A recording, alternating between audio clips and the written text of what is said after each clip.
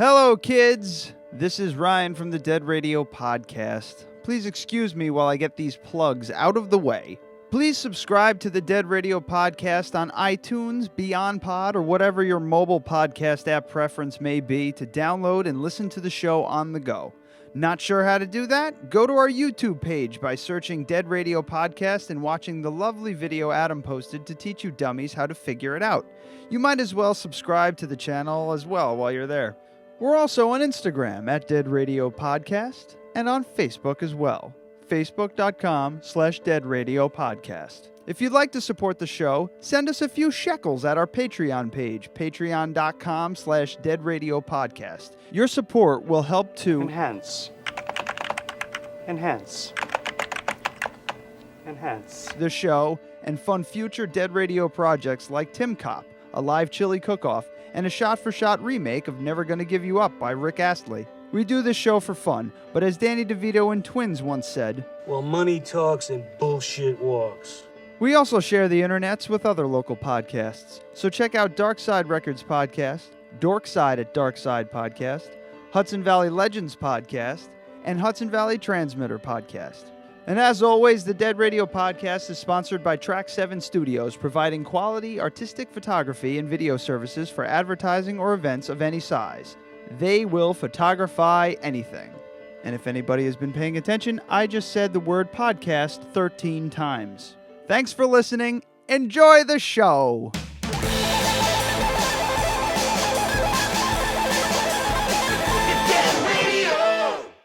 This is the latest disclosure in a report from National Civil Defense Headquarters in Washington. It has been established that persons who have recently died have been returning to life. Welcome to Dead Radio. We're not doing that. How did she come to have sex with a dead man? Don't call me Radio Unit 91. You're a dead man. You're a dead man! He's God here in this radio station. Place where the dead speak. Rebel Radio!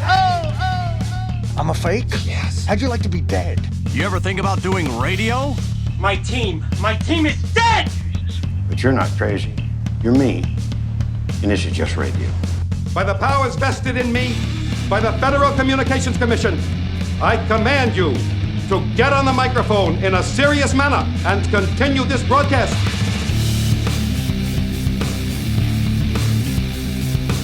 All right. Back again for more fun in the basement. Did I do a better job this time? You did. Fantastic. I can't hear myself.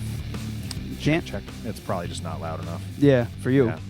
I'm fine. You can hear okay, Mike? I can hear you guys fine. Can you hear me? Yes. All right. Can you hear me now? Yes. All right, even better.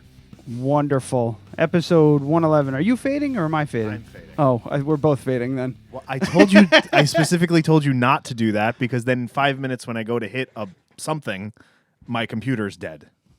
Whatever. Not whatever, just don't do it. Anyway, we got Mike Colvin from Mad Mike and Friends DJ service on with us. That's me. Hello. Good to see you. And I got to give a shout out to my former intern, the Crow. I told you. No idea who you were when you opened the door before. That's hilarious. So Adam set up this whole thing. Yeah. I really should have brought a camera up to record that exchange. It's fine. I should have waited because he was just like, Yeah. you look familiar. Have you been to the Mahoney's lately? And I was just like, no. I'm like, you know me by a different name. We went through our share of interns back in the day. Yeah. I was only there for 6 months maybe? Perhaps, yeah. It was Maybe a while little ago. longer, yeah. But I used to intern at WPDH back in 2002. Sounds about right, yeah. And Mike, it was, I've told the story before. You guys went on, I got there, it was Coop and Patty. Oh, okay. And then That was 2001 then. we went on Christmas break, and I came back, and it was Coop and Mike. Yeah. That's kind of the way things happen there. It's just so funny because, in the days before social media, which that missed it by about 3 or 4 years, you could get away with that. The radio, the whole secrecy of radio thing. Like where did my favorite jock go, or my least favorite, whatever.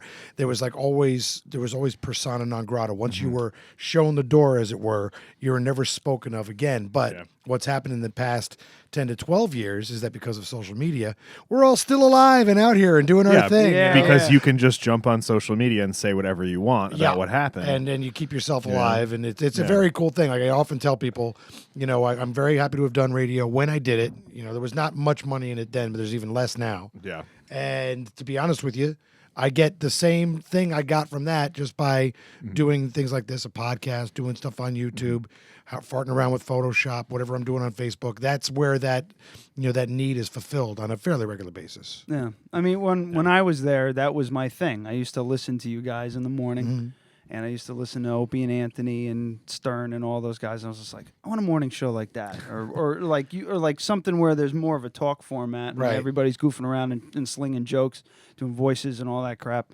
And but what I saw, just Coop storming out of the studio. Behind the scenes stuff? Yeah, it's Coop storming out of the studio screaming at me and Big Dave. For Hey, it was that crow's fault over there.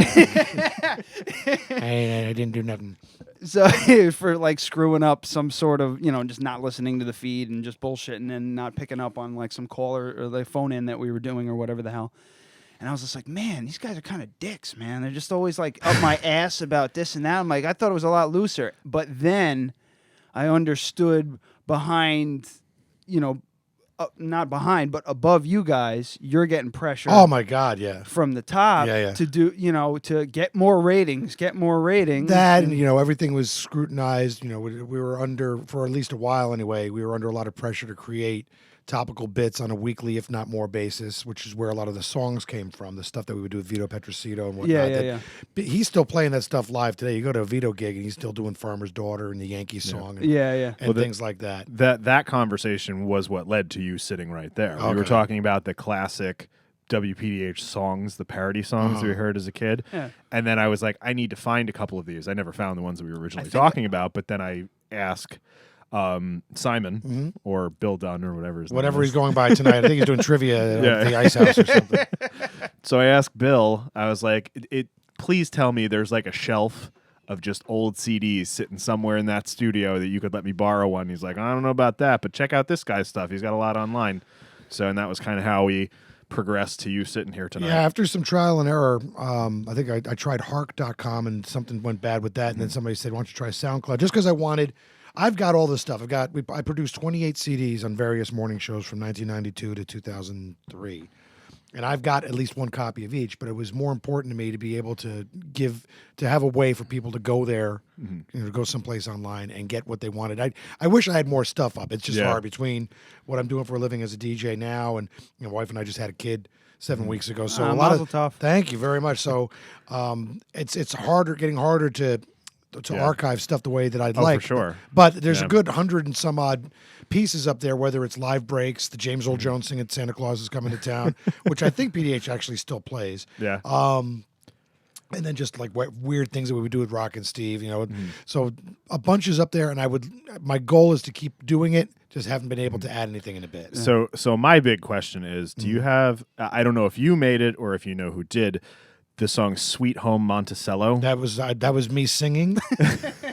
And if I know that you guys wanted that, I would have brought it. Yeah. That was me. I remember it very clearly because my cousin Marty was in town from Texas, and he's sitting there in the studio watching me. I'm not much of a singer. My wife is the singer in the family, but for the purposes of the bits, I would do characters and go, "Bold wheels keep on turning." So yeah, Coop and I wrote that one, and back then I didn't have. This internet was around, but it wasn't like now where you can just for sure. type something in and get it instantly. Like you had to work at it. Hell, man, I was trying to find Brown Water. Just the cover photo of You're on Brown that- Water. you're on That's that the cover. one that I was Again, on. I can't find the fucking I've thing. got it. I've got it. All right. Well, we'll So have to what I'll do get is together. Yeah. I'll tag you guys. But so Sweet Home Monticello, what was in those days, I'm sure they still do this, but PDH not only broadcasted out of Poughkeepsie, but we had a repeater signal in Fallsburg or Jeffersonville, Sullivan County. So we had a very big presence in Monticello. This was before the casino was put up and all that. So at least 3 times a year, they would send either me or Rock and Steve out there to sell our CDs because we were putting CDs out 3 times a year. So every time that we'd go out there, like I would just see the same kind of scenario, and I just like the wheels started turning in my head. And so we got to this point where Coop and I just decided we were going to try to do songs about every town. Like, we're living here in Middletown, and they're taking all our trailers down. And we did one for Newburgh, NEWGURH. Or URGH, and you're like, again, it was a gunshot instead of clap. We wanted to do one about Onion Town, but there was anytime like if you mentioned Onion Town in those Yeah. days, it might still be that way.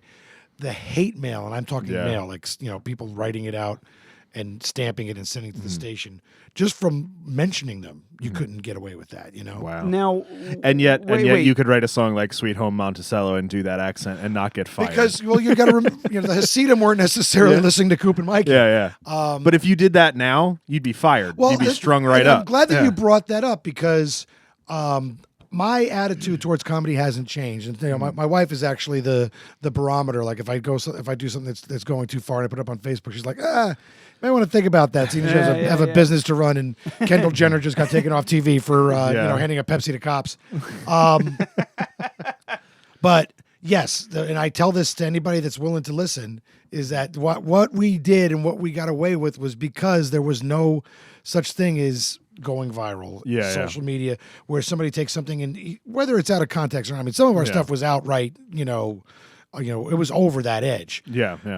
But there was no way for it to get around. Like nowadays, something like that, it might even go National, international. Yeah. that's what we're hoping for. Yeah, right. We're hoping. Oh to yeah, say yeah. something- I want to play something something so- like that, and I want it to be really offensive. You want me to do something so because fucked we up will, on your we show will that we go seriously international? go from what do we have 50, 60 followers right now on YouTube to tens of thousands overnight. So we want to do something really, really offensive without being to blame. Right.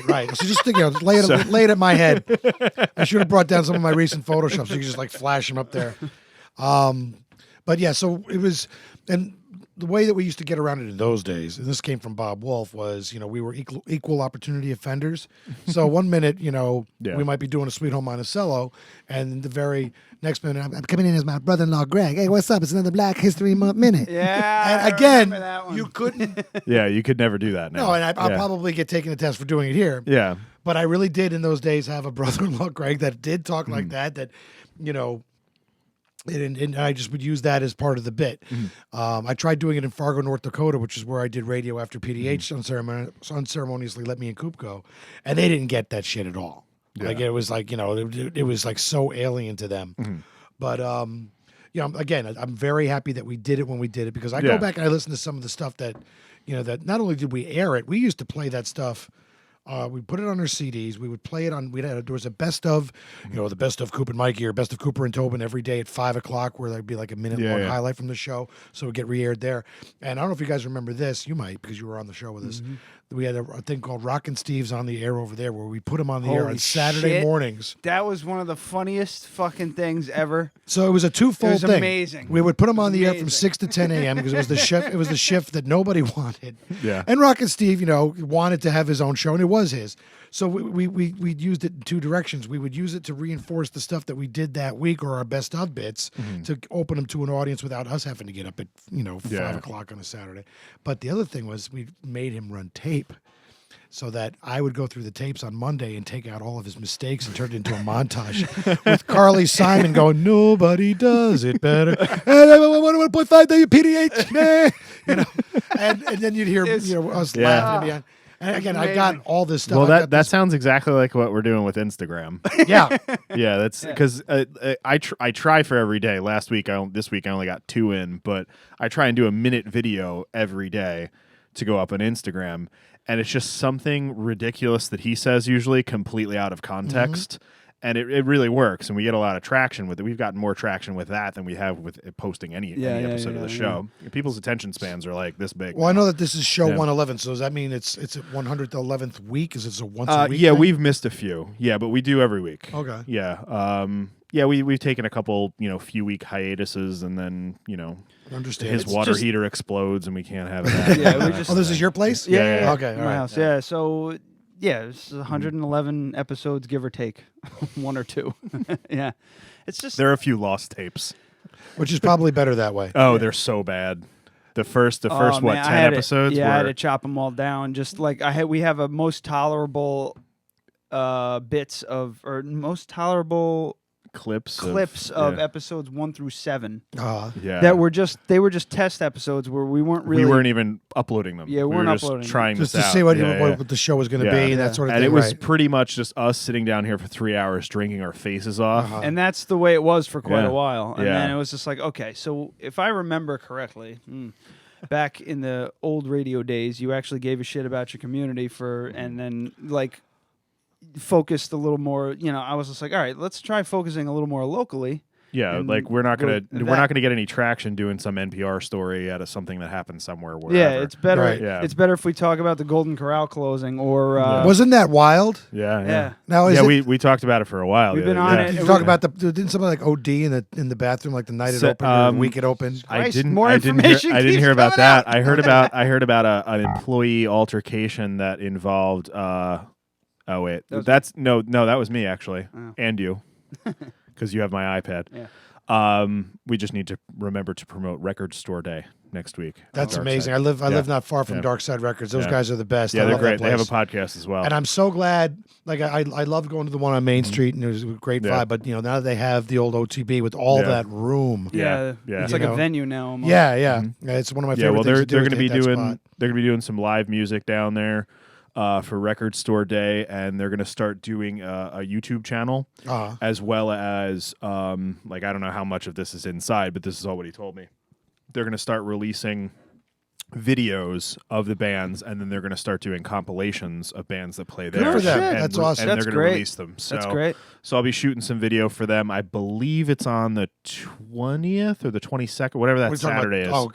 The Yeah. Record Store Day itself is the 21st, right? The 21st. Yeah, then. okay. Yeah. So I'll be down there filming for them, and it should be pretty neat. Can't remember the name of the band. Didn't really do my homework on the promotion. That's all right. But check out Dark Side Records. All the information will be on their sites, as well as all their social media. And come down and say hi while I'm filming. And he said he's going to give us all the audio from their setup there. I did so we'll have something- clean all right, audio of cool. everything. I did something similar back in the day. You might remember this. We used to do Friday Morning Unplugged for years. Yeah. And what we would do is have whatever local bands were around at that time. And I don't think any of them are still going anymore, but we would bring them into the studio. And we were the only station doing this back then. In between 9 and 10, they would get a chance to do a couple of their originals, usually a cover with everybody filling in.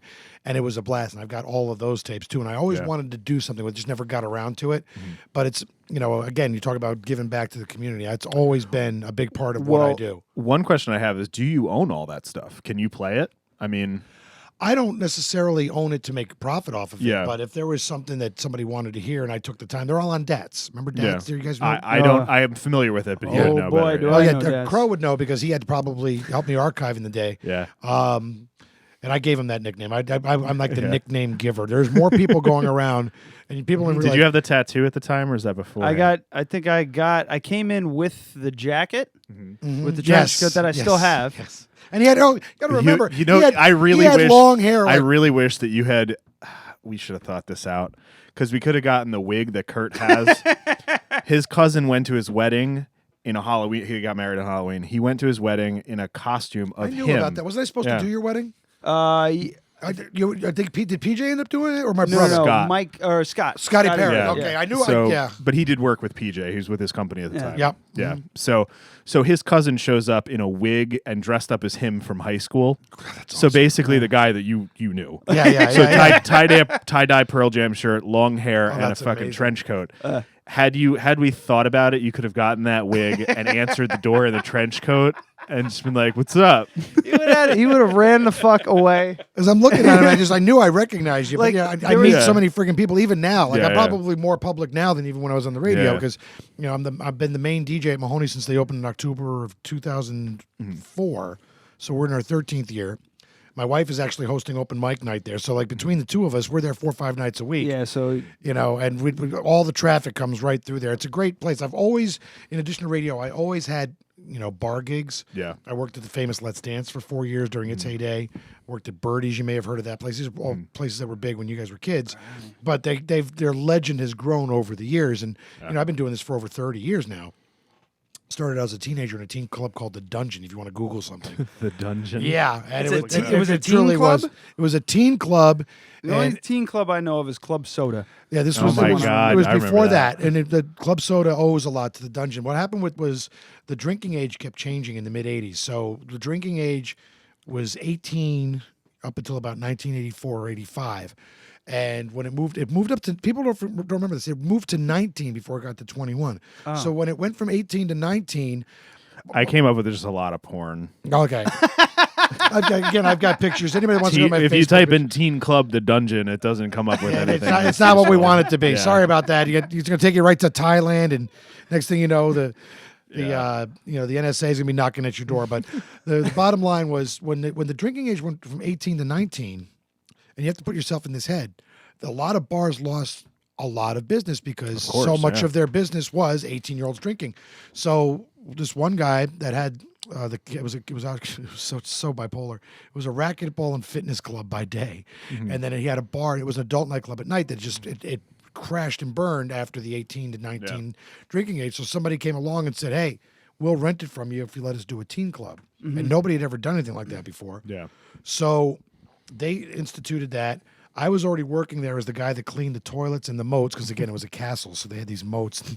He didn't think about pissed in a moat? He didn't think about ventilating the moats, so they were stagnant, and there was like dead fish in there and stuff. So it was my job. I was 15 years old. It was my job to clean all that shit up. I was thinking moat like a trough at No, at he means like a Bacchus. It was literal like moat actual moats. outside. They had like a faux drawbridge. The place is still there. I forget what they call it now, but it's on 376 at the foot of Myers Corners. Oh, the castle. Yeah, that's the yeah. place. So Yeah, just call it the castle. a guy. I don't know if he still does, but he restores vintage Cadillacs. yeah, you see all the old cars in the parking lot. But so at night, go flashback 32 years, and it was a very unique concept. And the guy was like trying to compete with All Sport, which even back then, Mike Ortega was the king of that. The whole local fitness crazes before Platinum Fitness or any of those other companies came along. So by day, I was the guy that did the maintenance, literally cleaning toilets, sticking my hand in septic tanks or whatever I had to do, mowing the lawn. And so when the teen club came along, I just said to them, I said, well, I already work here during the day, why don't you take me on and I can clean the parking lot up at night and I can, MC for you because they had a DJ, talking about a pervert. They had a 42-year-old DJ in a teen club in 1985. All right. But I learned everything from the guy. Yeah. So like he would do all the music. Especially how to be in the right place at the right time. Which is, again, I was there just doing my thing, like hosting. I mean, we would do Jello wrestling and all this like stuff that you never get away with now. Jello wrestling in a teen club? I want to go to that. Teen club. And again, I was 16, 17 years old, so there was nothing wrong with me doing it. But what happened was a guy that used to work at K104 was in between jobs, and he was there as a manager for a brief period of time, and he ends up getting a gig at WEOK. And 6 months later, he calls me up because he remembered me from emceeing like a contest or a band at the Dungeon, and says, "How'd you like to come work at the radio station?" And like I literally was called in from by the secretary. I was like literally using a weed whacker on the side of a hill. I'll never forget. So I just said to him, I said, "What do you want me to mow the lawn?" He goes, "No, I want to put you on the air." And I was again 16 years old, 1986 at this point.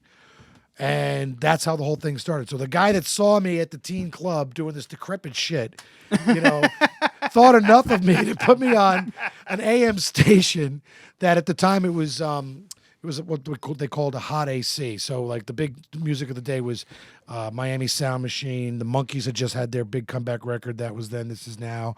Doobie Brothers were big, that kind of stuff.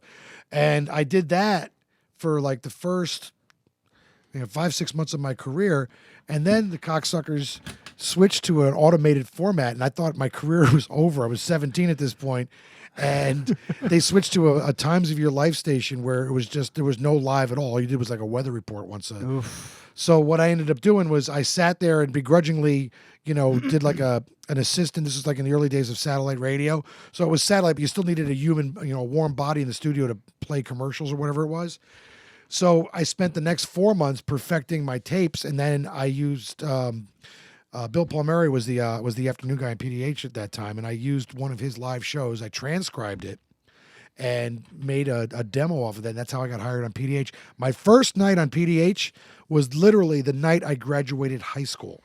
I graduated John Jay in 1987. Our 30th reunion is coming up. I didn't realize how much of a soldier you were. I graduated high school that night, and so my first show is all these people that I should be at their parties calling me up and asking me to play shit for their for their parties. So back when they actually took requests.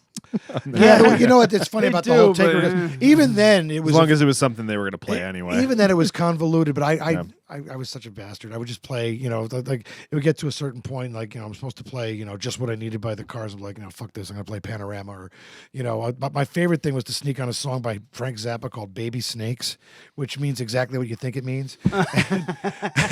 It's only a minute and a half long, but my music friends would all be like, "Hey, you gotta play Zappa," and I'd be like, "Yeah, it's 3:00 in the morning. Who the fuck's listening?" Yeah. So I would do it. Again, these days are long. They don't even have live bodies after 7:00 if they have them at all. Oh yeah. Anymore. And I'm not just talking about. I mean, like I was never in radio, but I knew a lot of people in radio, and that was always we're all going to get replaced by robots, and all those people are still working there. Well, what happened was there's the robot mentality, there's the tracking.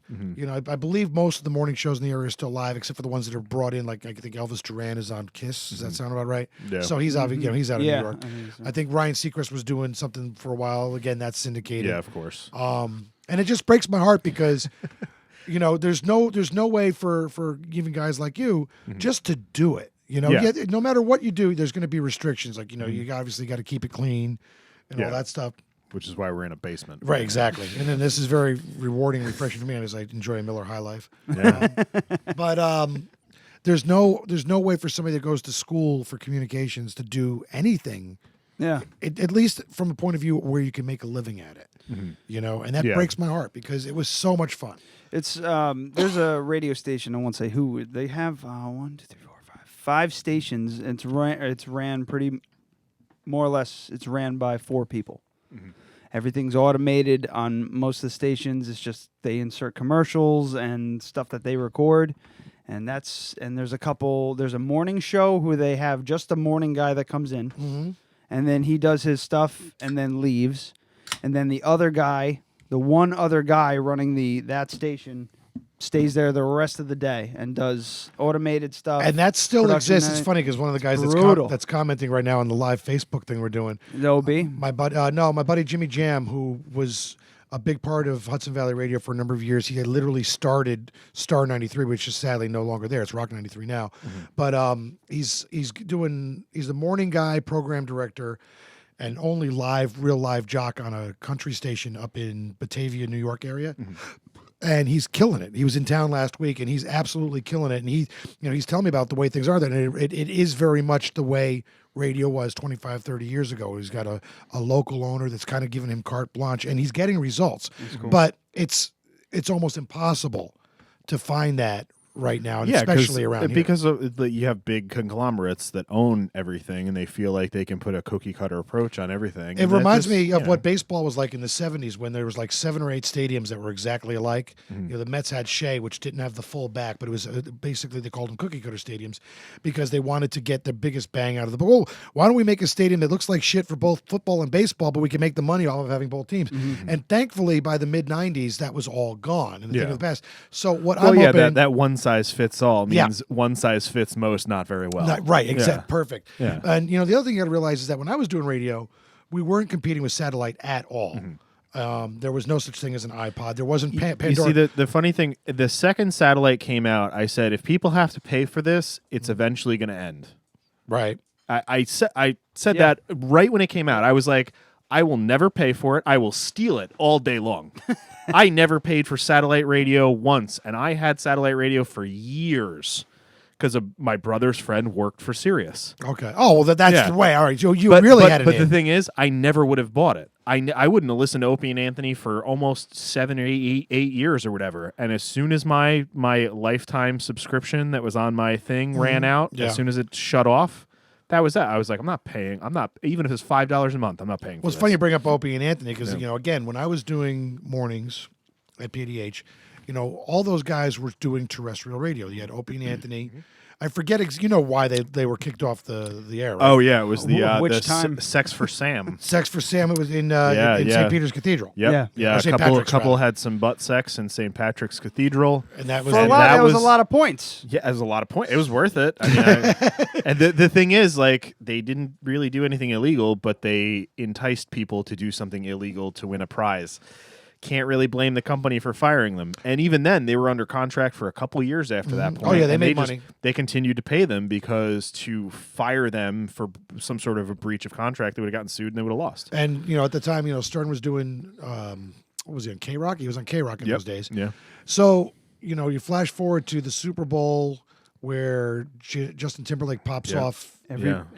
Anybody who's in radio or TV or any kind of entertainment where you talk or you show you have some sort of performance piece. Everybody goes back to that. Well, because that was that moment. Yeah. That was the changed moment. everything. I was doing radio in Fargo, and it wasn't a good fit, but I probably could have made it work. The problem was that we had my partner was great, Fred Bevel. But we had a girl on the show whose only reason she was on the show was because she was the reigning Miss North Dakota in the ironically the Trump pageant, the Miss USA pageant. So it was like the second tier Miss North Dakota, and she was awful. So no matter what we tried to do, she would just derail it. Just didn't belong anywhere. You just near gave out her full name and like a reference to how you could find her, and then said she was awful. That's good. I like that. So I like that kind of commitment. You know what? That's what we're looking for. I've been named in 2 sexual harassment suits. Both of them were because if you work with a woman in mornings and you do the kind of shows where we did a thing called the Adult Price is Right, where we would go down to Hamilton Book and Video, Giggles wasn't around yet, and we would get 2-foot double-edged dongs, and John Tobin would take it and he was like, you have to guess how much this costs by the sound it makes when I drop it, and he drops it, and you don't have a vibrating table here, but if you could imagine, just taking this thunk, it's probably about 7 pounds, heavy. He drops it, and all of our microphones are they start ringing because of the springs and everything. Yeah. So just by virtue of doing that, if you have a woman on the show, if you go to fire said woman, at whatever point you try to fire the woman, and this happened twice, they bring that up. Yeah. It becomes sexual harassment by definition. Yeah. So, both the show I did here and the one I did in Fargo, they just went to the lawyer and was like, well, you could file for sexual harassment because you talked about sex. At some point. And that's all it took. Several years. Because what was the job description? You had to talk about sex on at least a regular basis. Yeah. And it was well, and it's then that's why we had you sign a waiver. You know what I mean? Like we know that we don't have to to worry about you, but we have to do that compared to some of the TV I did in the past couple of years. We have tens of listeners now. We need to worry about this kind of thing. I just added 3. As far as I know, there's 3 people that give a shit that I put it up on Facebook. Well, Greg O'Brien checked in. Oh, did he really? Yeah, he just said, "Oh shit, it's my bro." I actually have a story about him. I'm pretty sure it was Greg when I. Does it involve a? Absolute and grapefruit? No, but double-ended dildo, probably. No, no. All Again, I was fresh out of high school when I was interning for you guys, pretty much, and Coop asked me to make coffee. Hey, make some coffee for me, baby. Yeah, he's like, I'm all gummed up. I'm like, all right, I'll make some coffee. I'd never really made coffee before. I wasn't much of a coffee drinker at the time, so I tried to make a cup of coffee, and apparently I fucked up. I must have fucked up something. The pot was fine. Okay. But it was only about half of the water that I had poured into it. Right, so I was like, all right, what the hell happened? So they finished all the coffee and everything like that. And then I was in the kitchen area and I'm standing there and O'Brien comes in and the coffee's empty. So he goes to make a new one and he pulls out the filter. All that water had settled. It had plugged. The drip had plugged. So all the water that was supposed to be in still the pot sitting was still inside of the. He pulled it out and the whole fucking thing, grinds and all, plash right on his shirt and his stonewashed jeans and everything. You ruined my stonewashed jeans. He lost his fucking mind. Yeah. He lost his absolute shit. And Beth Christie was just like, okay, calm down. Yeah. Please calm down. Still no, the voice fuck of reason this over there. place, Fuck this. I was like, That sounds my like God. I remember that. I ran right out of there. At one point or another, whoever the intern that we had was, they had that moment, and I keep going back to the Rock and Steve. Steve was like almost like for the longest time he wasn't paid. Then he went on strike, and we started paying him. But he did serve that intern role, but he was also part of the show.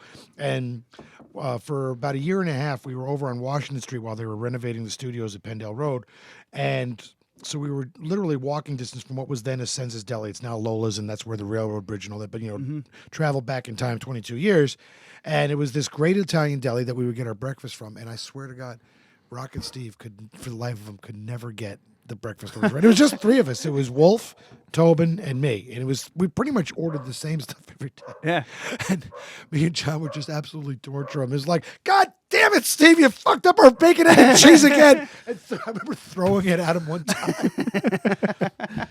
And then, we back in those days, we would get some amazing guests in studio. And now we had Ray Romano, as you know, we had James Earl Jones and Dee Snider. Twisted Sister was past their prime, but they still did a lot of stuff in the area, and he was in town. And he was on the air so often, he would just play along with the bits. And me and John would make this joke about how, because the Senses was such an Italian deli that if you tried to order meat on a Friday, that the grandmother would come out and chase you with a rolling pin. And so Dee Snider comes in, he's like all out of breath. He's like, I'm sorry, I just had to run down. I ran halfway down the block, and some old lady with a rolling pin just chased me because I tried to order a goddamn roast beef. And that's the stuff I miss. Just the fact that, the show itself was fun, but there was just so many elements that were up for grabs. The four of us or whoever was on the show would show up, and you really, no matter how much you planned it out, you really never knew what was going to happen on any given day. And that I think that was what made it so great, though. That's what attracted me to the whole thing. It's just just all of a sudden the off the cuff stuff was really what. But then, what do you think? What do you think of it now? It's terrifying now. It's like these. No. I mean, like, what do you think of the WPDH morning show now? I'm not gonna say anything. You got to realize that at the time that we were doing it, that was the way morning shows were done, and it's really 20 years ago. Yeah. And again, I was starting to make the point about the Janet Jackson incident. What happened was I was doing radio out in Fargo. And they weren't crazy about me, but they didn't really have anything on me. What they and a lot of stations did is they used that incident because if CBS didn't get sued, then they were being threatened with lawsuit for indecency. Even though I watched the Super Bowl, I was in Houston, which is where the Super Bowl was, and I didn't even know what happened. Like it was such a fly by moment. That was back when I was still willing to be forced to watch the Super Bowl. Okay. Because it was always like, what do you mean you're not going to watch the Super Bowl? I don't fucking like football. I don't. And we were at a party, and I was like, well, that was worth it. All right, that was interesting. Finally, I didn't even see it. I just remember watching the thing, and just all of a sudden that Lewis Black thing going in through my head. When I think of the Super Bowl, I think of NSYNC, but Justin Timberlake, and I just remember them like doing this. Like he did that fucking thing where he ripped it away, but I didn't realize what was happening. You didn't realize what. Plus, there was a medallion on her nipple. The camera cut away, and I went, "What the fuck was that?" That felt like it just felt like a weird cut, a weird transition. It was bizarre, and it was very easy to miss in real time. It's funny we're talking about Greg O'Brien. I was actually at his house, watching because he's down in Sugar Land, Texas. So I get back to Fargo, and that was the week. I guess Howard Stern was syndicated across the country and then some, and a third of the stations that were carrying him dropped him. A good chunk of morning shows that were of that ilk, not quite at the Stern level, but that were, the racy morning zoo, cutting edge stuff taken off the air. And then it gave the people that employed me in Fargo, a battleground. And within 3 weeks, I was done. And what they used as the excuse to finally let me go was a bit that I redid out there. It was something that we did on the Coop and Patty show called Liquor Box. Do you remember that one? Liquor Box. So, yeah. So we just had Patty just like Liquor Box, and it was just like a double entendre, which is so much of what that stuff was. Like Red Cock beer and Mom's Pie and all this stuff. I could Mom's Pie. Sure could go for some of Mom's Pie. Available in every flavor except cherry. So. I redid Liquor Box out there, and then, I'm in Fargo, North Dakota, and they really do talk. It's like, you can't say Liquor Box on the radio. And I'm like, it's a box of liquor. It's a place where you go to buy, and they actually did have the drive-through liquor stores out there. So that's what they used as their reason for, and that was probably the best thing for me, because at the end of the day, I belong in the Hudson Valley, and my house didn't sell. And I just, at that point, I came back and figured, let me see if I can just do the mobile DJing. And I was fortunate enough that summer, there was a place that's long since closed called the Clubhouse, but the woman that ran it, I used to work for her at another place, McMurphy's, and she asked me if I had karaoke because she had all the Hilltop counselors. I said, no, but I can get it. So I got karaoke from a buddy, did the night, and just a bell went off my head. I was like, if I do this, if I just invest in this, I probably will never have to have a day job again. Yeah. And 14 years later, I'm still going. That's so that's what Adam did. That's what I did. Yeah. I was a Just for mechanic. photography. I was a mechanic for like 15 years, and I just like hurt my back for the last time. Got laid off for the last time. Right. And I was like, I've always wanted to be a photographer. I'm just going to do that. So I went back to college, bought a bunch of gear that I couldn't afford, and now I shoot weddings and work at a coffee shop, and I've never been happier. That's awesome. Yeah. And it's so cool to be able to do what you love. Yeah. You know, if you say if you do what you love, you know, it's never like going to work. You know, you know, my wife and I have been married. It'll be 3 years in August, and part of getting together is like eventually she wanted to quit her day job. She was selling insurance, but she sings in a band. I did that. Yeah, so she sings in a band. She was great at both, but the Well, band, I didn't sing in a band. I sold insurance. So the band thing was really the that's her dream. And after 6 weeks of being off to have actually 2 months to have our child, she's finally getting back to it tonight. But it's a labor of love. It's nice that you also get paid a little bit, but it's all about not most people probably never get the experience getting paid for something that they love doing. Like I love going out and do weddings. I love going to Mahoney's and hosting my karaoke and my college nights. And like this week I'm doing an event for CSEA, which is a fundraiser for Special Olympics. It's 4 hours on Friday, but I have a blast doing it. Yeah. And every now and then I get to be a guest on podcasts. Wow. We're trying. Yeah. Well, we should definitely exchange information if you do weddings and stuff. Oh, definitely. So, Well, yeah, yeah. that I had no idea. Link till- up. Yeah, because I do have a couple that's looking. Okay. So, yeah. And my whole thing with, if we're going to give plugs here, Go for it. I've been doing weddings for 3 decades, and I'm all about just doing what people ask me to do. I've got no pretenses. Yeah. If you've got the average 4-hour reception can accommodate about 60 to 75 songs. I tell people, it's like, if you want to give me a list of the 75 songs you want, I'll find a way to work them in, time permitting. But and then there's the couples that just want first dance, parent dances, and they let me figure out the rest, and I can certainly do that. Yeah. But I'm the last person that's going to show up and just give you the same wedding that you've been to 18 times. Yeah. It's not who I am, and that's not what Yeah, I'm about. you hear a lot of that cha-cha slide nowadays. I'll work in the cha-cha slide. People love it, but It gets them up. I have heard it 4 times gets in them one up. wedding in 2 hours. That's unfair. That's unfair. Yeah. What? Yeah, 4 times, one wedding, 2 hours. Yeah, that is unfair as a Yeah. good Yeah, word yeah. to use. Yeah. It makes me Jesus angry. Christ. It's just like, you were lazy, sir. Well, and it's funny because people, you talk about radio and certainly top 40 radio. There every hour and a half you're hearing the top 5. Yeah. If you can stomach it that long, that's about the ratio. That's what Brutal, it comes man. down to. So some people will take that mentality into the bars and the weddings and parties and stuff like that, whereas I don't. Like, I might repeat something Yeah. on a 6 or 7 hour shift at Mahoney's, but I do everything Yeah. I can. You're not going to play I'll Gangnam never Style 4 fucking no, times. and I'll never repeat it at a wedding. Like with kids' parties, it's harder because kids like what kids like. So like, Yeah. you know what? Yeah. When that song "Watch Me Nay Nay" was out, Yeah. I had to play that one constantly. And watch me way up Yeah. and watch God, me I nay can't. nay. So fortunately, those songs you mentioned Gangnam Style too. Yeah. Like as much as they peak and you hear them constantly, they crash. They go and away. burn. Yeah, I my first season shooting weddings, it was twice a wedding. You'd hear it usually. It'd be like kind of the beginning, kind of the end, and then it was gone. It just disappeared. Yep. You don't hear it at all Yep. anymore. Yep. Same thing with the Whip Nene song. I didn't hear it at all.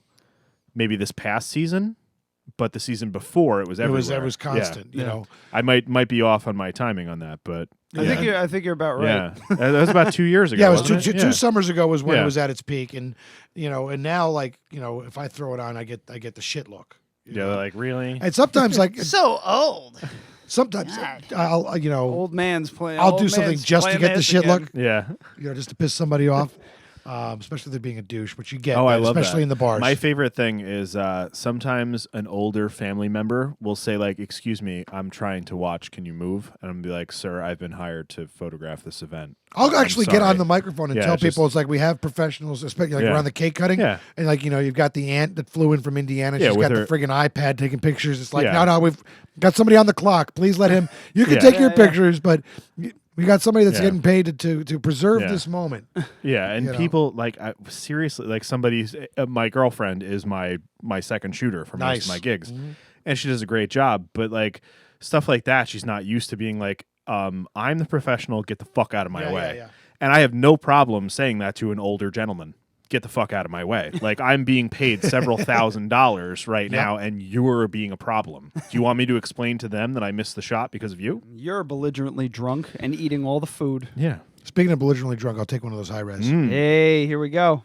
So yeah, I mean, the weddings, I'm certainly out there, and it's like finally hitting wedding season now. Yeah. Because the first 3 months of the year are so brutal in this business, you know. So let's go to let's go off wedding talk. But by the way, this podcast is brought to you by Track 7 Studios. Very nice. I guess that's So- your company, right? So let's talk about what we're drinking. So you just finished a delicious Miller High Life. Which I haven't had one of these in many a year, and I certainly haven't had it out of the can. Yeah, that's $4 for a 6-pack. So that's Nice. why those are there. Okay, well, I remember because- when I was a kid, my father would get peels for $2.12 a case. Peels. A case. Jesus. Case. So let's talk about the high res. What do you think? Take a big swig. My first. Yeah.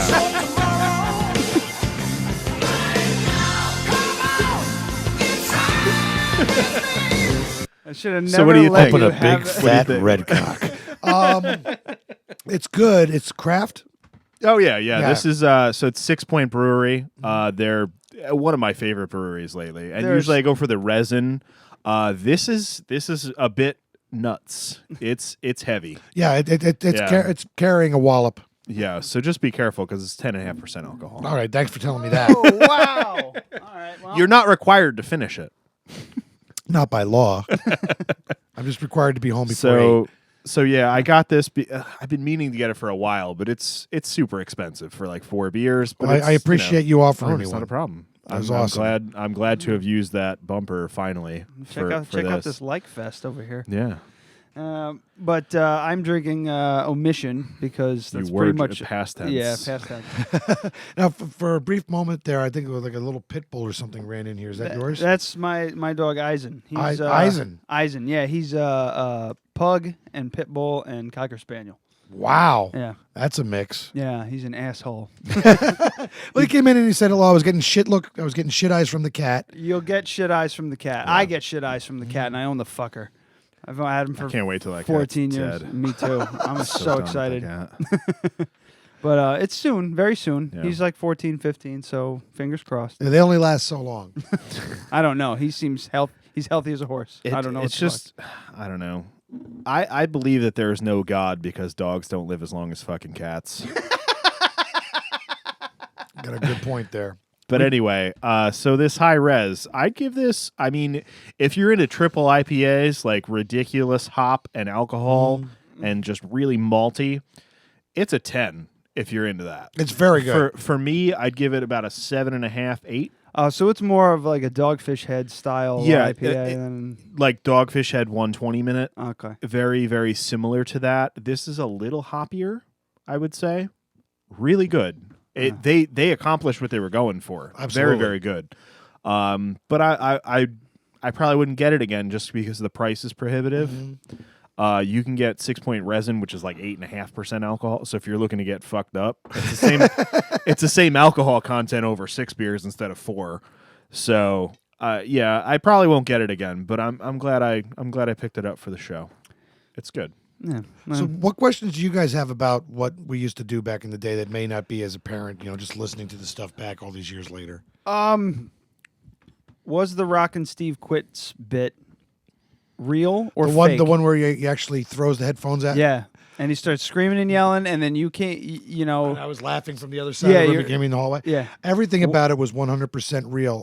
The thing about Steve and with the way that his whole thing started, we would be doing phone topics, and we didn't have a phone screener in those days. Oh God! This is again when we were at Washington Street, where we were doing radio. It was not much different than doing it in this basement.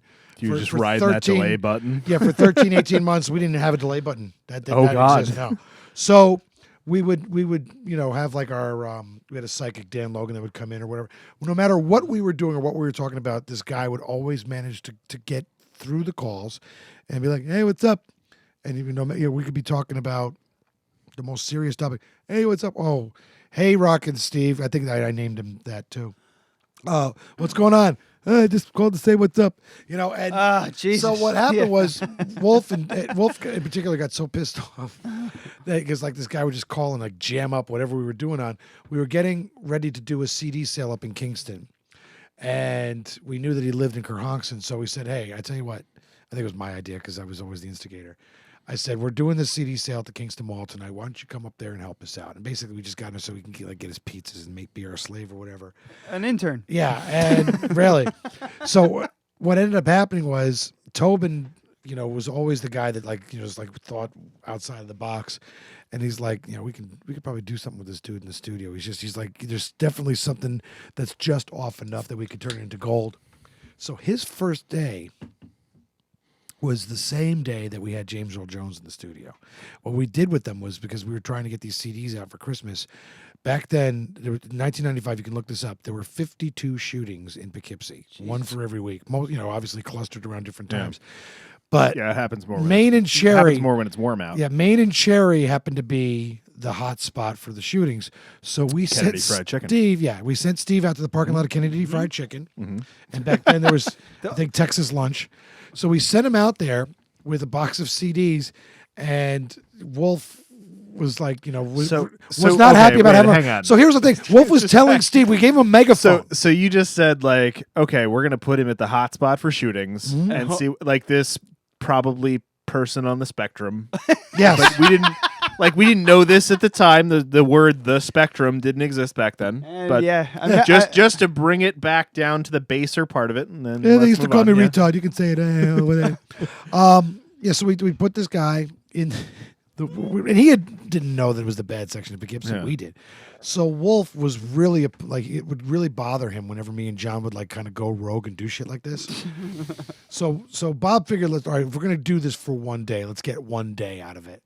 So he was telling Steve stuff to say through the megaphone, because again, he's got all these CDs. He's got some beater car. And are you even recording this? Or are you just doing No, it this for was your own all live. fun? No, it was live on the air. Okay. So Steve was. So Bob was like, "All right, Steve, I want you to go on your megaphone and say the Klan meeting starts in 5 minutes." And Steve's like, "I can't. There's all these black people around." He's like, "Steve, you either do it now, or you're never gonna be on this show again." Okay. So I've got tape of this. It's like he gets on the mic on the actual megaphone. "Okay, everybody, the Klan meeting starts in 10 minutes over there." And people start drawing in closer and closer. I forget that one I definitely remember as a quote. So we had him do this like 3 or 4 times. Long story short, he got rid of all the CDs. He comes back to the studio. We had a coordinator that we were going to do Santa Claus is Coming to Town with James Earl Jones. Steve, grew up his whole life in Kerhonkson. The biggest celebrity he ever met was Peg Leg Bates. So he had never seen anybody famous, and he was terrified. Yeah. We're in the studio, and back then He's an for instance, intimidating man. I've met him. very big Yeah. guy.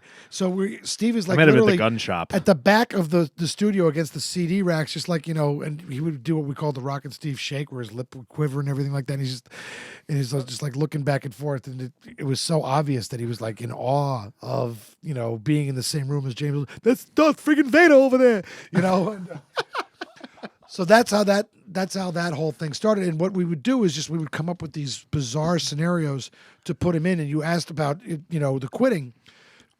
For real quick, for people who don't really know, like one of the more famous bits, I think, on the Coop and Tobin. Was it Coop and Tobin? Yeah, it was the Coop and Tobin show at that point, yeah. At the time, was Rock and Steve finally just has enough. He just they pushed him too far, and he loses his fucking mind on air, throws his headphones. Him and Coop start yelling at each other. He's like, call, who was it? It wasn't Greg O'Brien at the time. It was Katine. Call Katine, quit. Yeah. He just the whole Do you guys thing have the bit at unfolds. the ready to play, or No, No. I don't. Yeah. Well, grab it off of my SoundCloud, because I think I got almost 1,000 hits on that alone to play in the future. But what would happen was the OJ thing, which is funny, he might be getting out this year. The OJ trial was very OJ's much getting out this year? possibly Holy shit. the trial that led to the Emmy Award-winning miniseries was taking place while we were doing that show. So what happened was OJ was trying to find a way to raise funds because he lost all of his TV deals, Hertz, and I think he was working for NBC, et cetera. And Ron Goldman, in the civil suit, was coming after everything. So to make some money, OJ put out a video saying, "I didn't do it, but if I did, this is how I would have." kind of thing. So there was this video, and Wolf had a comedy club, which is now Novellas in New Paltz, and it was called Laughing Comedy Club. So he didn't want OJ to make any money. So he said, I don't want this guy making any money. I will get the tape, and I will show it at my comedy club for free. We can fit like 250 people in there. A friend of ours that listened to the show called up Entertainment Tonight. Again, back before, I guess email was around, but it wasn't a commonly used thing in 95. So she called up Entertainment Tonight and said, "Hey, there's this radio guy in Poughkeepsie that is, that's going to show the OJ blocking because again, OJ. OJ was everywhere. It was kind of like when Sean Spicer does something now, and it's just that's what in the pre-viral days, pre-internet days. Anything that OJ did was news. So just by the fact that we were going to show this tape and not pay the rights to was enough to get Entertainment Tonight, and when they were in their heyday with John Tesh and all that, to come to Poughkeepsie and shoot, do a story about us showing the tape. Long story short, we used to have this thing. The more that we made Rock and Steve cry, the better results we felt we had. So it actually says if you, I've got the the YouTube club. I have Rock and Steve Quits on your SoundCloud. Get to that in just a second here. Yeah. So if you look at the Entertainment Tonight clip, which I have on YouTube, if you go to the Mike Colvin or Mad Mike YouTube page, and it's got Entertainment Tonight with us talking. If you look over Wolf's shoulder, there's a piece of paper, kind of like you would have in here, and it says "Tears equal ratings." It wasn't meant to ever be seen. It was just for us to remind us that the more we made Rock and Steve cry, the better the show was. So, but to this day, every time I watch that clip, and again, it's on the YouTube there, and you can see it as plain as day right over Wolf's shoulder. I'm putting that up, and that's what. So you flash forward to 2 or 3 years when by this point Cooper's the host. I think it was 1998, and that whole thing about Steve, crying and I quit. That was just like the furthest extreme of that notion. Holy hell! So do you have the bit ready to play? I do. Yeah, okay. I have it on your SoundCloud. I have Rock and Steve Quits. It's 4 minutes long, and just so you know, you're going to turn into a pumpkin very soon. Yes. Yeah. So we'll play this, and then I'll say my goodbyes, and we'll take a break, and then we'll come back with all our is my there it is. But just read the thing. You don't have to go. 914 Classic Rock 101.5 WPDH. Look, you don't have to say, "Here it is, Steve," on the air, really. I said to Steve earlier today, I said, "Steve, do we have..." But just read the thing. You don't have to go, "Here it is, Steve." Because you know what it is? Here we go again, all right? It's another situation. I said, "Steve, do we have the stuff for Greg's happy hour today?" Can you pause? There's nothing for Greg's happy hour today. That was the voice that I heard that sent fucking chills up my spine. When Coop got angry, he all of a sudden had this kind of like he became a serious person. Yeah, it was like pissing off Dad. Not that he was serious, just he had this tone about him where you're like, "Oh fuck, I screwed up, and he's gonna let me have it because he just let you fucking have it, and he didn't give a shit." And Coop could be a very intimidating guy. I miss him every day. He actually lived with me. I called it the summer of Coop. He lived in my house for the summer of 2000, and I had 2 rules: don't bring any chicks here because he was between women. And don't eat in your room. And of course, you didn't listen to either one of those. God damn it! There's ants every day they would yell at him for eating in the studio, and he would still fucking do it. He didn't give a shit. Yeah, so thankfully he met his eventual wife by the end of the summer and moved out. But it's funny because that's our baby's nursery now, and I still have flashbacks when Coop was like, "Oh my God, Coop, the thing that he did there." No. I just think that like when she's 6 or 7, and you're just looking at her room and just being like, "You have no idea what happened in this place." Hopefully she takes the family archive thing as seriously as I do, because I'm trying to instill it into her. It's like I take all these wacky pictures of our daughter and I put her up. There's some stuff that my wife made me take down that I'll show you guys in private. But it's just I'm just having a blast. Like if I was ever going to have a kid, this is exactly how it was going to go. And my wife just shakes her head. She puts up with it. When I go too far, she lets me know. Anyway, finish this bit and I'm going to say my goodbyes. I look through. There's nothing for it. So I go to Greg. I go, Greg, do you have anything written down? Oh, yeah, it's right here. Hands it to me. All right, not that it means anything what I say to you scumbags, but I was looking through the book. John, you were defending me. Thank you very much. I'm sorry, you were in defense of me. Scumbags? You defended me. I apologize. I rescind that. I say scumbags. So Coop's a scumbag. Rescind that. Okay, that's all right. So it was on the back of I'm a scumbag. I'm a scumbag because I asked you to do your job. No, because I looked in the book and it's on the back of another sheet. You looked real well. You looked on the back of another sheet. Prick. All right. There it is. That's the sound. My 2-week notice today, Katina. I quit. Wait. It goes on for like 3.5 more minutes. It's worth it. Listen to Mikey laughing out there. Mikey can't take it. Here he comes. Oh, no.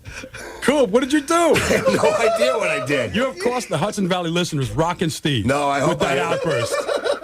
Tiny little remark on the air. You had to say something, didn't you? Well, you know what it is, John? Are we running tape on this? I'd love to hear that again. What are the odds that we're running tape? Because Steve's in charge of the tape, so maybe, just maybe, it might actually be running. I pointed out to him before that needed to be flipped. Here comes back. Okay, it's going to get physical now. Okay, Steve's going to flip the tape. All right. God forbid.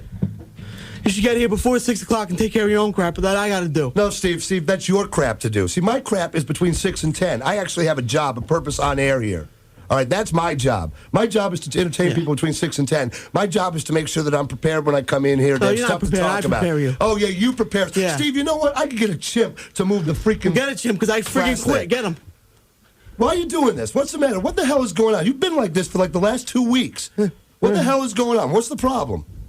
You. I'm the problem. I'm the problem. Earlier on today, Steve. I'm in here busting my ass. The problem was John, and then sometimes the problem is Mikey, and now the problem is me. No, it's always you. Maybe you need to look and say maybe the problem is you, Steve. You need to focus on what you're doing. All I've said to you, Steve, is focus. All right. We had 2 hours of Let the man talk. No, I want to say something. Talk. I want to say something here first. We had 2 hours of the best radio we've ever had the other day, and we turned around and the damn tape wasn't on. All right. This is exactly my point. And here we go. It's somebody else's fault. My point. It's somebody else's fault. Exactly my point. Listen. Whose fault is it, Steve? I'm listening. Shut your hole. I'm listening. Here's my point. Okay, I do forget to do the tape sometimes. I'm going to say that.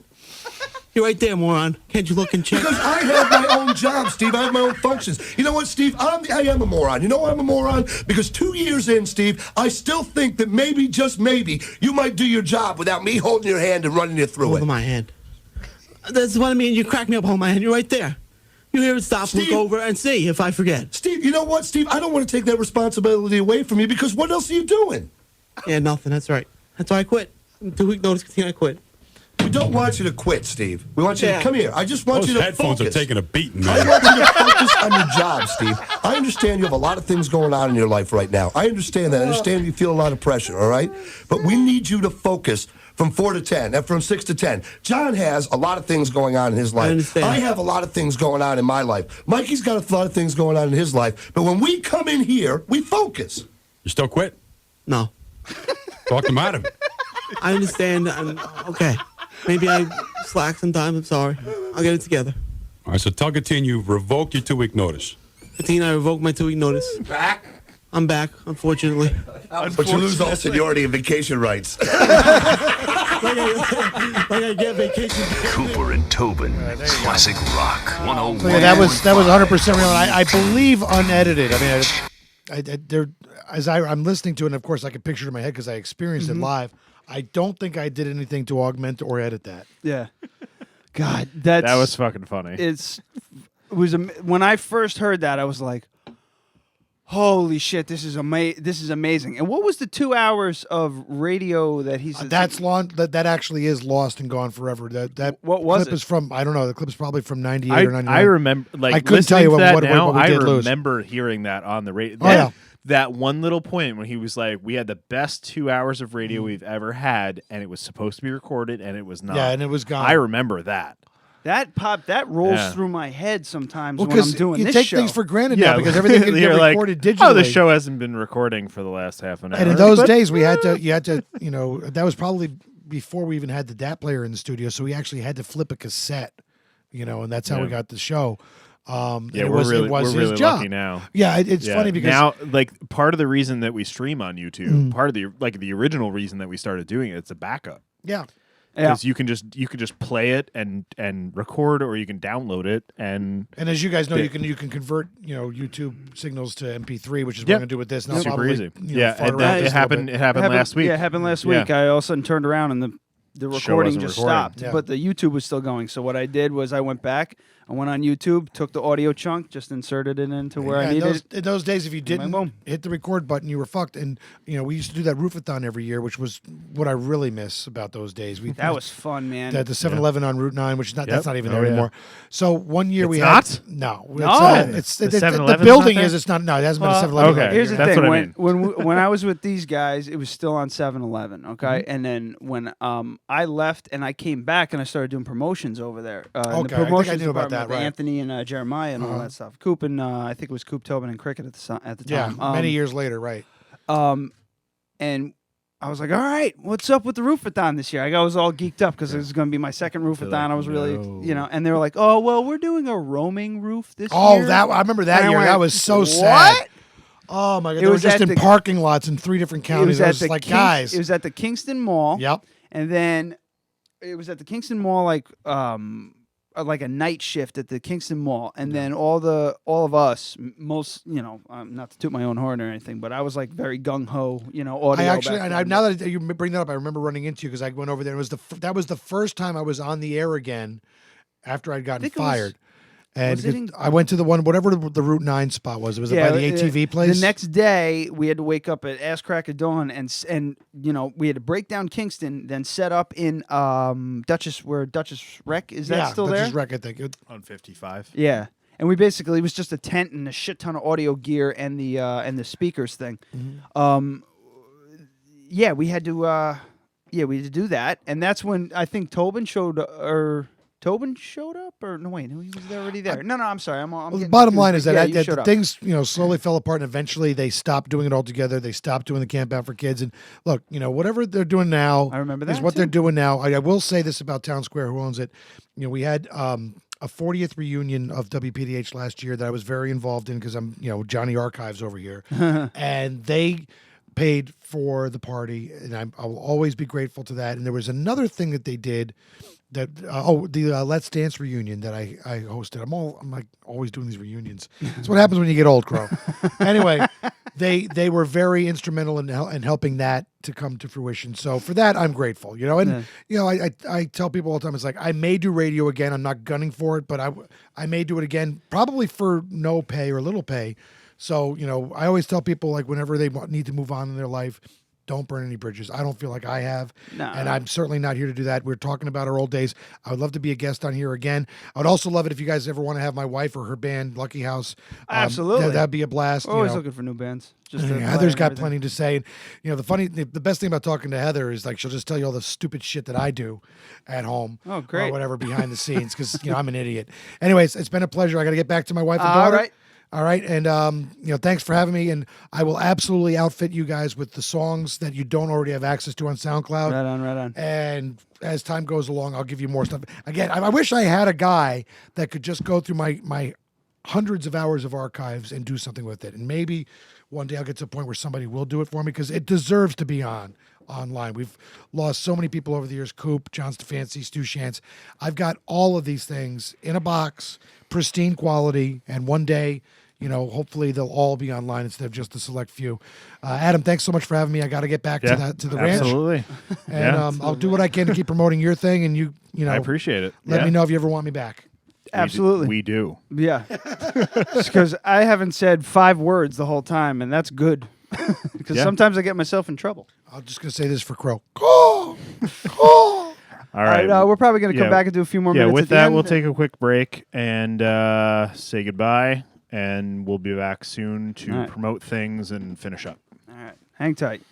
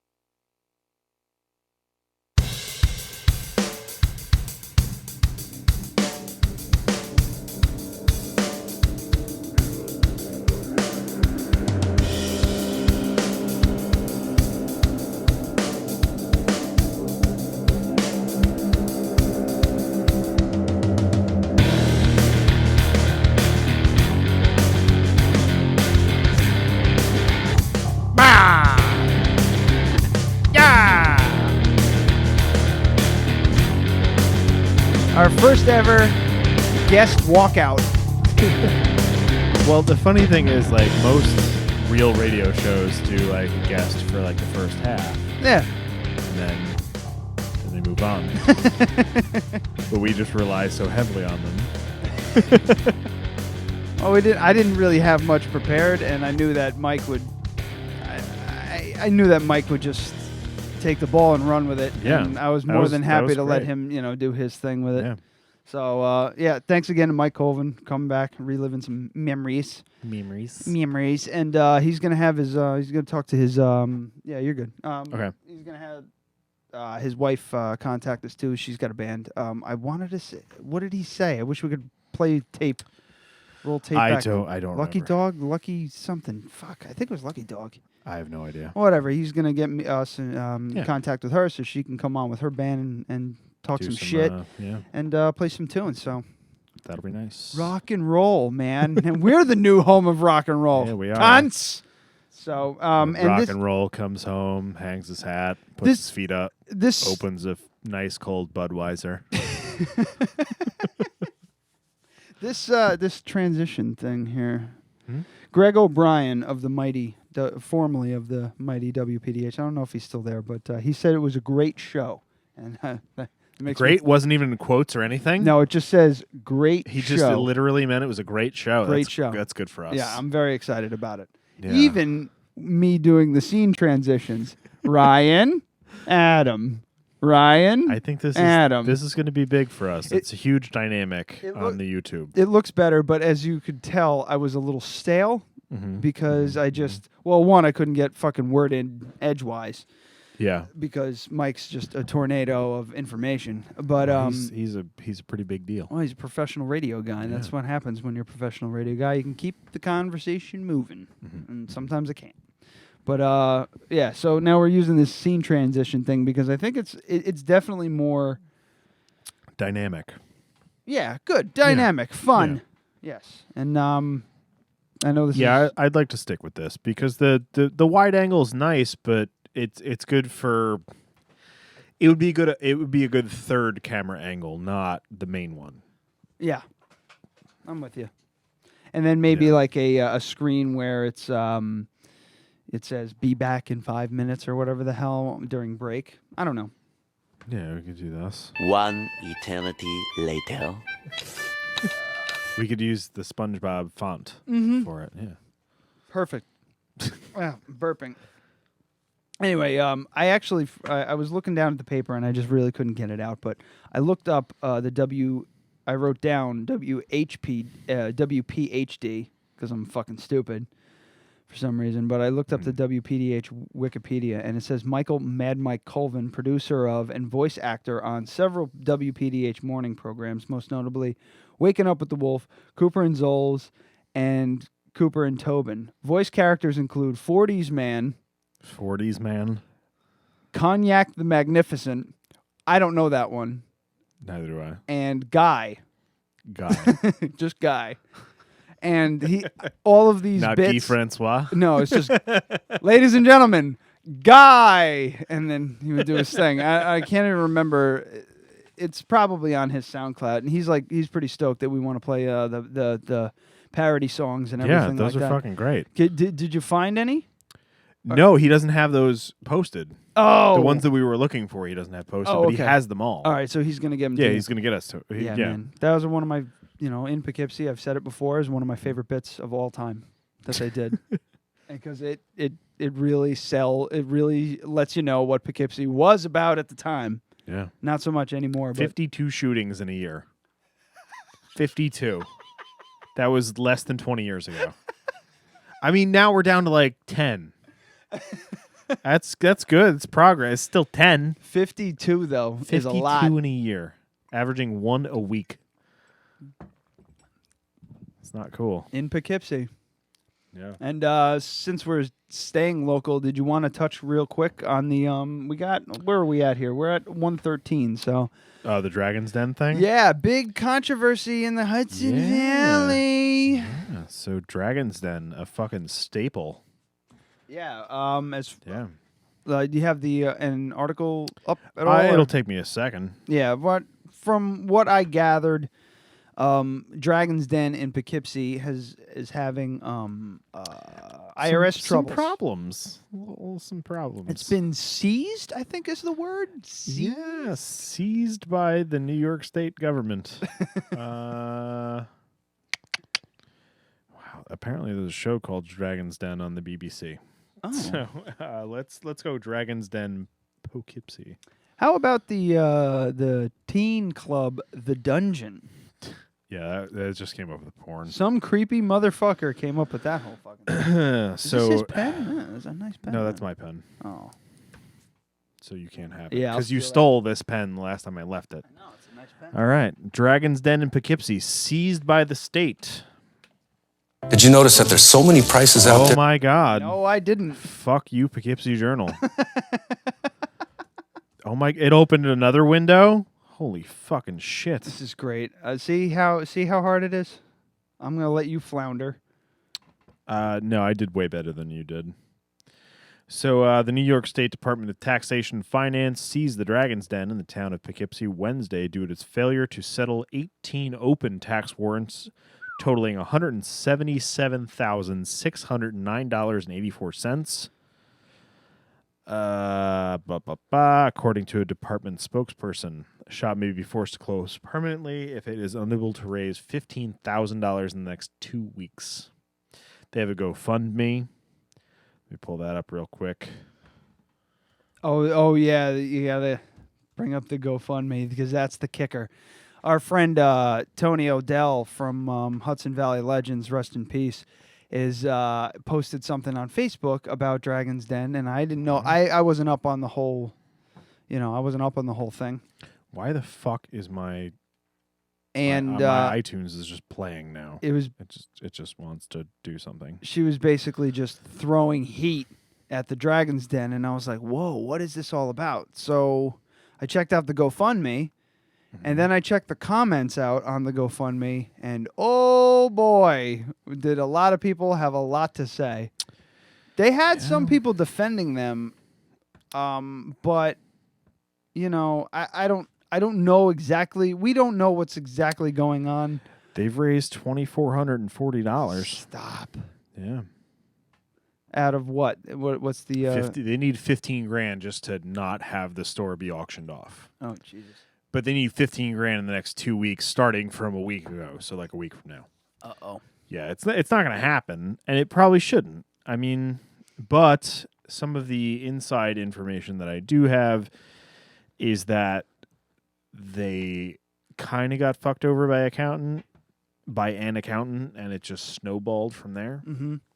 So, like, I do feel bad for some of the people involved, especially the people that work there. But, yeah. Yeah.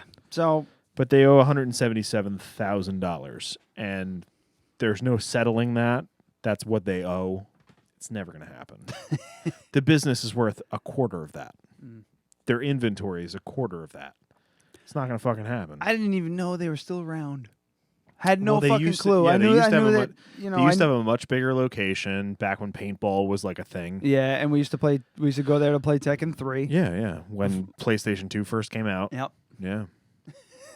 But Tekken Tag Tournament. Yeah.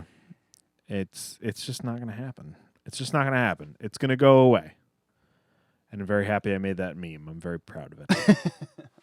Anybody's not you want to throw it up on the screen? Yeah, I can do that. So I can see it. Oh, the people aren't going to be able to see it, so whatever. But yeah,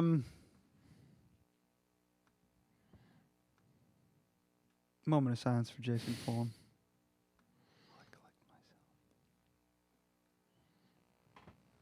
There it is. It's a beautiful shot of the outside of Dragon's Den. Where the hell it was in the? It's in the Marshalls Mall. Oh, okay. Is it the Marshalls Mall? Is that what they call it? That's what everyone calls it. I don't know if that's what it's really called. Okay. And below there, somebody put flowers. And this was not me. I went to the Marshalls Mall because I had to go to Artcraft Camera because I still develop film. Had to go to Artcraft Camera to get some color film developed. Dropped it off. I was like, you know what? I'll just head down there just to see. I didn't know what I was going to see, but I was not disappointed because there was just a single bouquet of roses just sitting in front of the closed KG mall gate. And I thought it was hilarious, and then I showed it to Matthew, and he was like, can you just imagine like the pimply, hairy guy in the black trench coat who just put those down there and said, "Good night, sweet prince," and then walked away. And I just needs to find another place. I just love that image of just like a guy in his probably late 20s, early 30s, looking to play some. He still has acne. Looking to play and some. He's just got classic Dungeons and Dragons. He's just got like a really bad neck beard, but he can't grow in the rest of it. And he's got a trench coat on. And he just goes, "Good night, sweet prince," and puts and the leaves roses down. It's wonderful. Good Yeah, job. It's just how beautiful. have you gotten any heat from it? No, I just put any it. Traction? No, I just put it on Matthew's Facebook page because I knew he would like it. Yeah, I don't because nobody's gonna fucking get this. Oh man. Well, c'est la vie. Yeah, as they it's say just. I mean, in Italy, the thing is, the business is not worth. the business isn't worth $20,000, much less $177,000. So they're just better off going bankrupt. And Well, it and might moving on. be. I mean, no. From all the stuff I was reading, it sounded like it was a happening place. Yeah, but people aren't spending a ton of money there.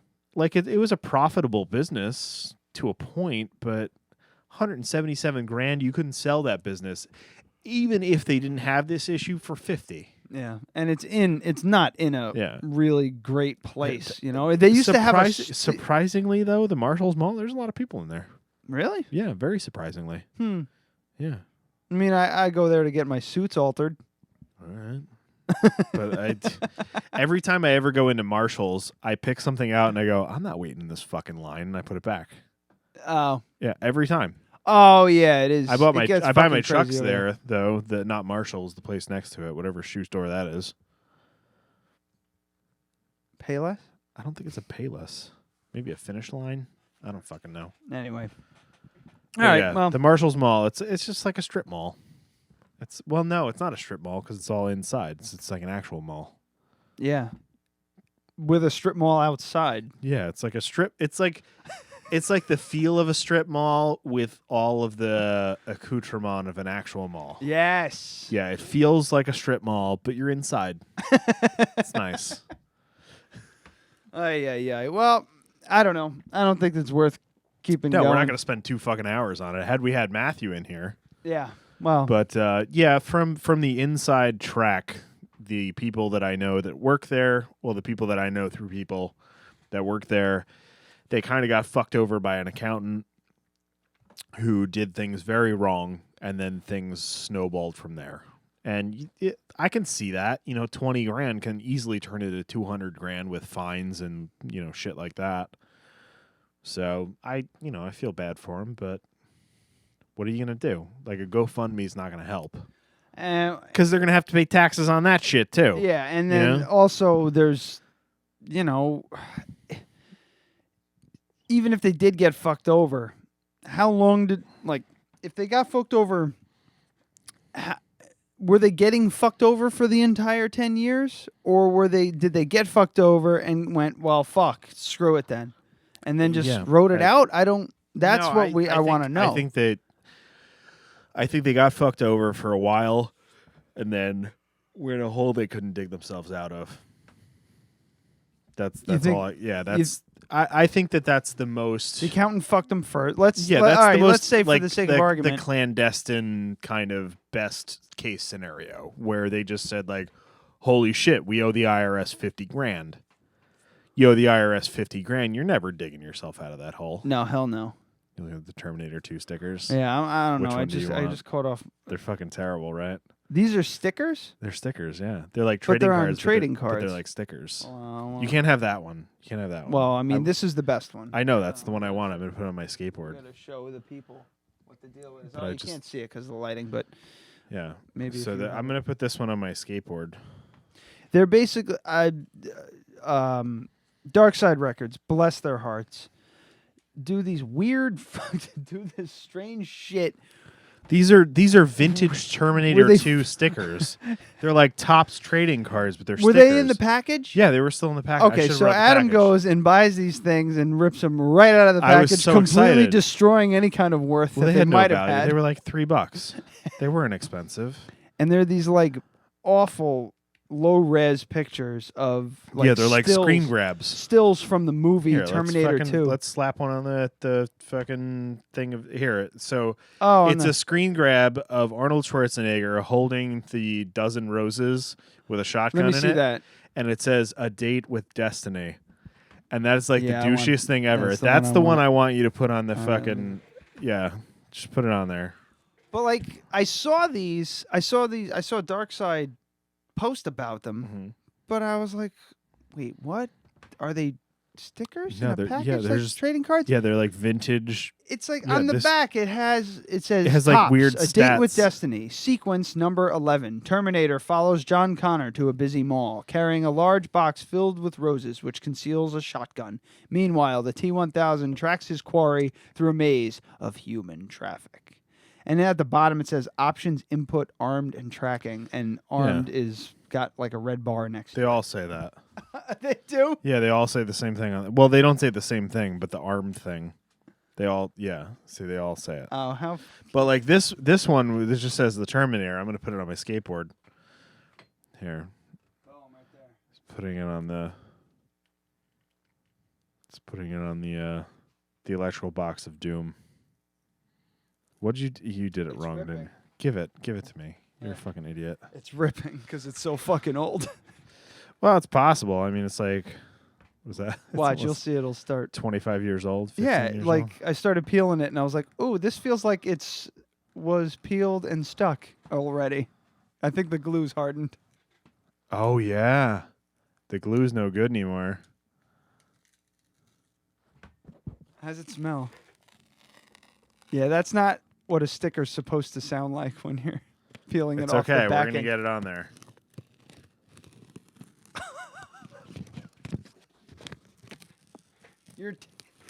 You're tearing it. You're tearing No, I it. got it. I got it. All right. Just be careful putting it on there. It's several years old. 92. God, that's 25 years old. Does it look good? It looks really good. Like out of all the electrical boxes of Doom, that's the doomiest. So this It's one, got this the one, I want to Terminator put. I want to put this one on my skateboard. Well, let this me- is just the Terminator. But you can have the rest of them. They're all the rest of them. Are Oh, so once you garbage. peel the sticker, the rest of it's just kind of Like, shit. Well, yeah, it's a gimmick. It's just to promote VHS sales. That sticker's not staying there, but I mean, it's a good addition to It's the. like a paper sticker. This is gonna last like 2 weeks on my boosted board. I'm kind of thinking of just slapping it on the grip tape, like right here. Fuck it. Yeah. Fuck it. All right, I think we're good, right?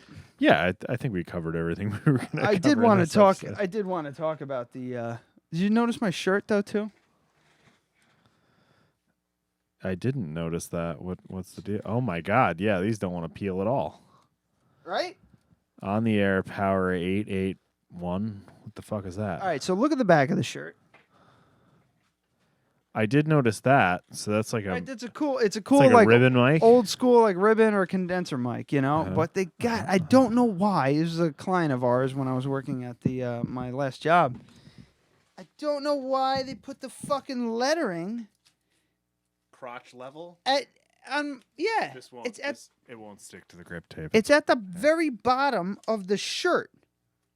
Yeah, so everyone's looking at your cock and balls. Yeah, if they want to read my shirt, they go look at my dick, or you know where my dick would be if I had a bulge to have, like you know what I mean. Like they'd be looking at my quote unquote bulge. Quote end quote. Quote unquote. That's how we say it here. Is it gonna stick? No, this fucking thing is just way. You're gonna have to way super too glue old. that on. You're gonna have That's to all right. super glue it. I don't have the soundboard up. It doesn't matter. We're about to leave. Well, actually, it does matter because you need to play the outro music, right? Oh, gee, just a minute. I have to check with the manager. Oh, thank you. All right, outro music. Where the fuck is it? This soundboard is chock fucking full. Holy shit. Well, boys and girls, thanks for joining us again. You can tell who the professional radio guy was. He has since left. He has since left.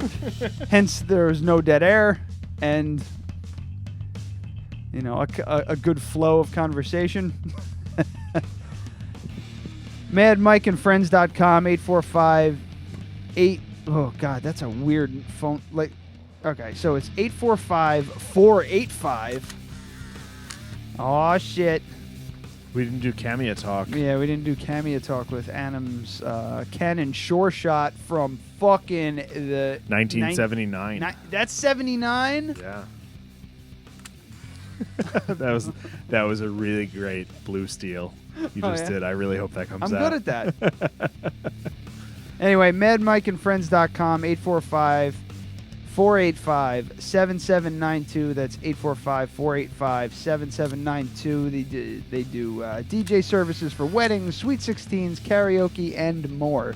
Mike also hosts karaoke night at Mahoney's Irish Pub in Dooley Square in Poughkeepsie. That's next to the Poughkeepsie train Still called station. Dooley Square? It is. I looked it up. Yeah. They So- took down the Dooley on the sign.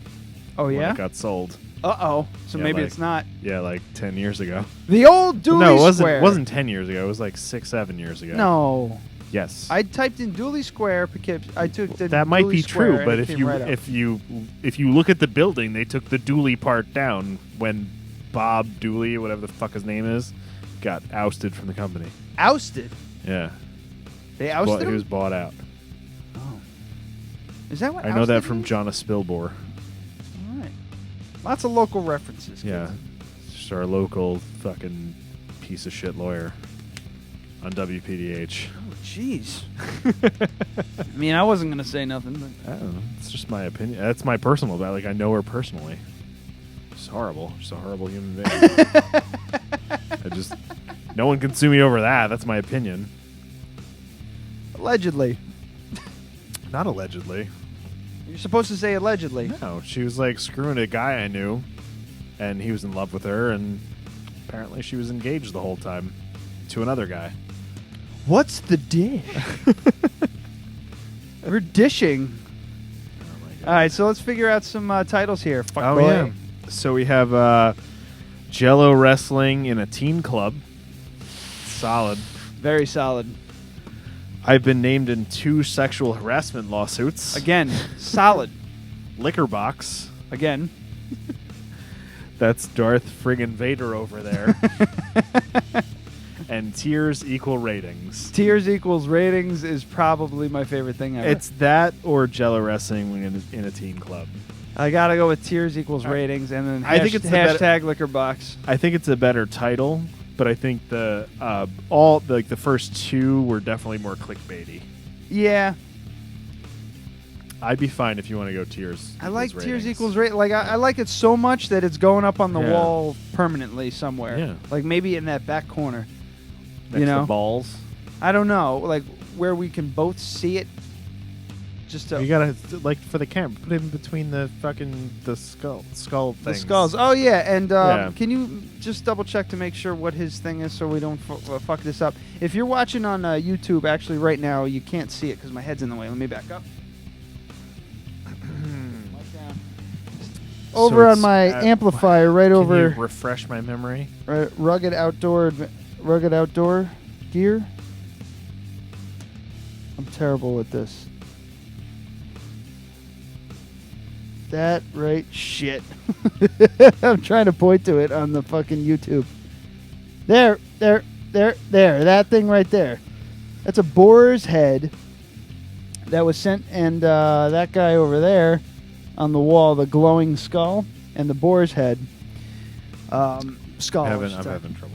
Tom White. Etsy's not that easy to. Tom White. If you check out our, I can't remember what number it was, but Tom White from Rugged Outdoor Gear. I think it's Rugged Outdoor Gear on Etsy. He's also on Instagram too. I'd really like to give him a solid plug because he sent us. He was gonna just send us the glowing skull, but he felt bad it took so long, so he sent us a boar skull that he had shot, and now that's in my incense holder. So whenever I burn incense, the smoke pours out of the fucking thing's orifices. It's fucking awesome. I'm gonna check on Instagram, and we'll plug that. Yeah, but we said it at the beginning of the show. Dark Side Records and Dark Side Records podcast and the Dork Side podcast, Hudson Valley Legends podcast. It's still up. You could download It's Rugged episodes. Outdoor Adventures. Rugged Outdoor Adventures on Instagram. Yes, he has no posts yet, but I'm sure that's what he's called on Etsy too. So Yeah. let me just. So if you're looking for any kind of like Yeah, he's doing outdoor gear and like kind of like rustic type, tchotchkes to put around your house, that's the place to go. Or if you're a hipster and you're looking for just clothes, he's got them. He's got some old shit. Yeah. Like I was saying before, Hudson Valley Legends podcast. I don't know how much Tony wants us to talk about it, but go there and download all their stuff and listen to all their stuff. You'll be happy that you do, just in case it goes away one day, maybe, kind of, sort of, probably Already has. will. I don't know. Also, Hudson Valley Transmitter local publication for sci-fi, poetry, art, all kinds of good stuff. They also do a podcast, HV Transmitter Podcast. I will be on that show pretty soon. Going to be recording that episode. Also going to be on Catskill Cabin Conversations very soon as well. So it's going to be a very Ryan-heavy May, I believe. Ryan-heavy May.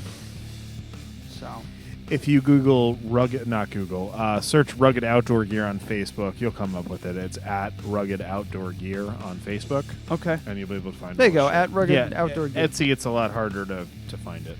But I got to write that next to the thing so I don't forget. But yeah, thanks to Tom White. He's it's a super cool and creepy lamp. Gotta have him back on the gonna have him back on the show if he gets anything. Maybe if he gets a turkey. Turkey's early season turkey's coming up soon. Live chili cook-off. Yes, we got to do that. I think. Let's do it. I think we should do it in September. It's a good time for chili. Yes. Still warm out, but still warm out. Got but a little chill in the air. Cool enough where chili is it's the right time of year. year. Where your wife can melt your face off with her ridiculously hot chili. She's an animal, and we're growing fucking. We're growing habaneros and ghost peppers and all that crap now, so I can't wait for that. I'm going to be shitting fire. And I got eggs. Eggs. And don't forget to take eggs, the egg cartons. I'll forget. It's fine. But that's off-air stuff. Yeah. All right, thanks to Canon for making a camera in 1979 that we're still using today. It's going to be... We're going to see... Oh, good audio. That's the classic old camera. Let's do it clean. Let's do it clean for the Cameo talk. All right, fine. All right, everybody ready?